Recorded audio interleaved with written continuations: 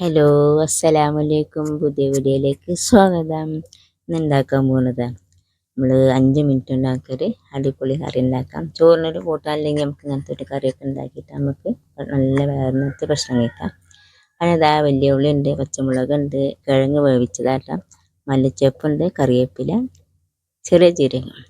അതിനതാ ഒരു ബൗളിലേക്ക് കുറച്ച്, എനിക്ക് അത്യാവശ്യം എത്ര തൈര് വേണമെങ്കിൽ എടുത്തോളൂ. ഞാൻ കുറച്ച് എടുത്തിട്ടുള്ളൂ.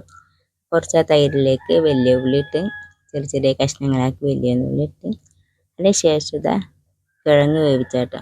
അത് ഞാൻ കുക്കറിലൊക്കെ വേവിച്ചിട്ടാണ് അങ്ങനെ കിഴങ്ങ് വയ്ക്കിട്ട്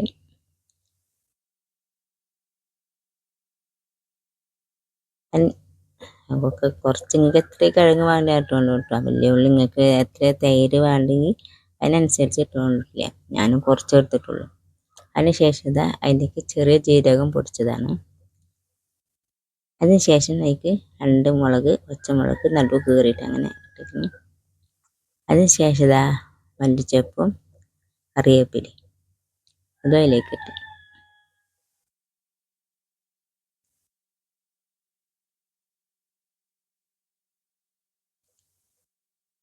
അതിന് ശേഷം എന്താ നമുക്കൊന്ന് ഇളക്കി കൊടുക്കണേ. അത്യാവശ്യം ഉപ്പിടണേ, മറക്കണ്ട. അതൊന്ന് എല്ലാം പാടെ ഒന്ന് മിക്സ് ആക്കിയെടുക്കുക. നമുക്ക് 5 മിനിറ്റ് മതി. 5 മിനിറ്റ് വേണ്ട, ഒരു എളുപ്പം ഇതാക്കിയാൽ 1-2 മിനിറ്റ് കൊണ്ട് നമുക്ക് ഇങ്ങനെയൊക്കെ കറി ഉണ്ടാക്കിയിട്ടുണ്ടാകും. നമ്മൾ അടിപൊളിയായിട്ട് നമുക്ക് എത്ര ചോറ് വേണമെങ്കിൽ കഴിക്കാം. നല്ല അടിപൊളി, നല്ല രസം ഉണ്ടായിരുന്നു. അങ്ങനെയൊക്കെ ചെയ്തപ്പോൾ ഞാൻ അത്രയും പ്രതീക്ഷിച്ചത് ഉണ്ടായിരുന്നില്ല. അങ്ങനെ എന്താ ഞങ്ങൾ റോട്ടിൽ ലൈറ്റ് കണ്ടില്ലേ? വോട്ടിൻ്റെ സമയത്ത് പോലെ ലൈറ്റൊക്കെ ഇട്ട് തരും. ആ വോട്ട് കഴിഞ്ഞാൽ എന്താട്ടെന്ന് അറിയാം, ആ ലൈറ്റൊക്കെ ഓഫാവും ചെയ്തു. അങ്ങനെ അതിന് ശേഷം ഇതാ ഇനി ഞങ്ങൾ ഇതാ അതിലേക്കൊന്ന് തൂമിക്കണ്ട.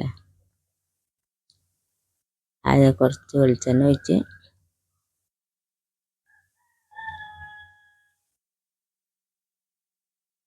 അത് എന്നിട്ട് അതിലേക്ക് ലേശം ഉലുവ ഇട്ട്, ഉലുവ, പിന്നെ കുറച്ച് കടുക്, ഞാൻ കുറച്ച് കടുകിട്ട്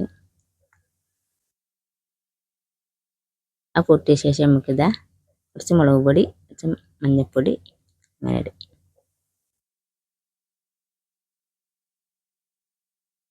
ചെറിയ ചട്ടി ഉണ്ടെന്നറിയാം, അതൊക്കെ കടുകൊക്കെ പൊട്ടി തെറിക്കുന്നത് പുറത്ത് പോകുന്നുണ്ടല്ലേ.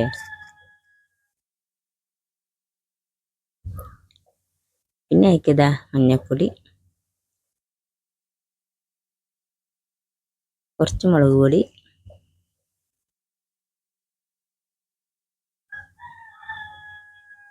കുറച്ച് കറിവേപ്പില,